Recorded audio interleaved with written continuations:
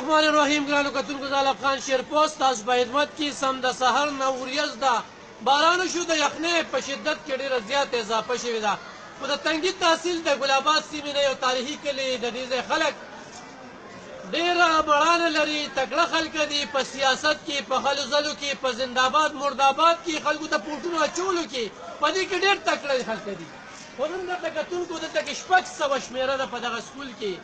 د دوی دپاره یو دیوال په دې کلي کې یا په دې خلکو باندې یا دلته کې سیاسیانو باندې یو دیوال باندې به څومره خرچه راځي د دې سکول هیډ ماسټر چې کوم دی هغه ټوپک اچولی دی د دې ځای کاونسلرانو ټوپک اچولی دی وي د ویلېج د پیسو موږ ته اجازت نشته دی د دې ماشومانو هم ته مهم نور څه کیدی شي په داسې ټیم کې خلک قانون له لته ورکوي ځکه چې ما ته ماشومان اخم دي کتونکو ته په تنبو کې دا ماشومان چې کوم دی د 600 نه زیات ماشومان دلته کې خدا نخواسته سم راتلی شي بیا زما شاته به تاسو ګورئ نو دې خوا ته خو هم تنبو دې خلک ماشومانو ته چې کوم دی پرده اچولې شوې ده زه وزیر تعلیم ته وایم زه د دې ځای غټو غټو خلکو ته وایم زه هغه استادانو ته وایم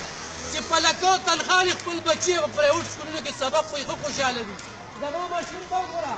په ځمکه ناست دی په تری باندې په دې یخه یخنۍ کې زه هغې خلکو ته وایم چې دې ماشومانو په سر سیاست کوي زه عمران خان صاحب ته وایم چې د خدای تعالی بنده ته په تعلیم باندې ډېرې غټې غټې چغې وهې چې ما په تعلیم کې دا ترقي وکړه زما ماشوم په یخنۍ کې په ځمکه ناست دی خرڅړو ته وګورئ دې ماشومانو ته وګوره دا غریبانان ماشومان دي زه غریب له څه احساس ورکوم هم په ځمکه ناست دی یا به تعلیم حاصلوي دې بورډ دې خال ته وګوره دا د دوی بورډ دی په دې بورډ باندې دلته سبق ویلی کېږي زه دې استاد ته هم وایم چې په دې باندې ته څه لیکې په دې څه لیکلي کېږي په دې بورډ باندې دا زما استاد دی دا د سکول هیډ ماسټر دی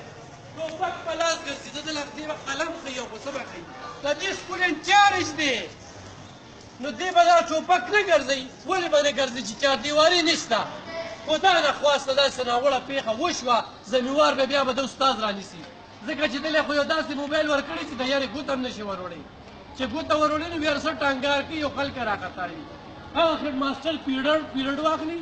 سبق وښیي او کله دې ماشومانو ته وګورئ دې را په ځمکه ناست دي زه چې کوم دی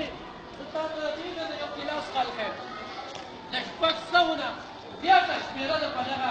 سکول کې دا هم ډېره ښه خبره چې دلته کې ماشومان سبق سره شوق ساتي خو دا د تعلیم محکمه دا غواړي چې دا ماشومان سبق نه وایي په دې تکه توره تیاره کې دا وګورئ جي په تکه توره تیاره په تک تورتم کې په سمونو ماشومان دي خو زما دا کیمرامین دا تاسو ته ښایي دا څومره ماشومان دي څومره په شوق باندې راځي دا د تنګي ګل آباد سکول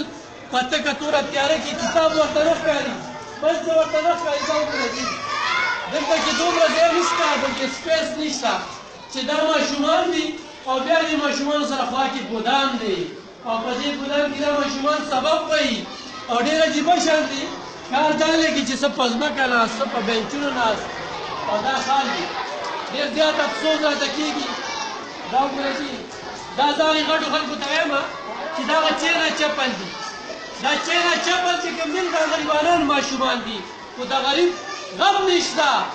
غربت ختموي غربت نه ختموي غریب ختموي ځکه په دې غریبانانو دا حال دی کتونکو زه به تاسو ته یو بل کلاس حال وکړم چې دلته کې چې دا کوم حال زه تاسو ته نن ښیم چې دا د مسؤل دی او دا ماشومان دي دا دلته کې چې تاسو بغیر دې په ګوره دي دا زه یو بل کلاس ته رالم او دې کلاس ته وګوره لکه د ګډو بیزو یې ورټومبلي دي دا ماشومان به په دې حالاتو کې څه سبق وکړي چې څه ماشومان په ځمکه ناست او څه په بینچونو ناست خو دې کې دا ماشومان ټول په بینچونو ځای کوي نو بیا راځي نو بیا به هغه ماشومان کورونو ته ځي دا حال دی زما د تعلیم د محکمې چې څومره تعلیم سره مخلصه دي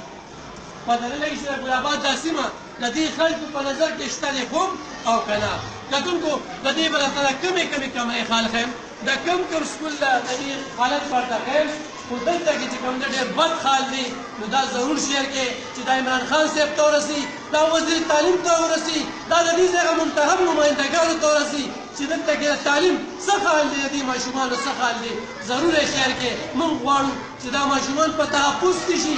موږ دا غواړو چې دا ماشومان سبق ووایي او د دوی مستقبل ښه شي او د دوی چې دا کم حال دی په دې یخه یخنۍ کې موږ د ځانه څومره سویټرې تو کړي دي ځان هم څومره پټ کړی دی او هغوی په کم حال کې ناست دي لږ شانتې احساس پکار دی لږ شانتې سوچ پکار دی په خپلو دعاګانو کې یاد ساتئ ډېره مننه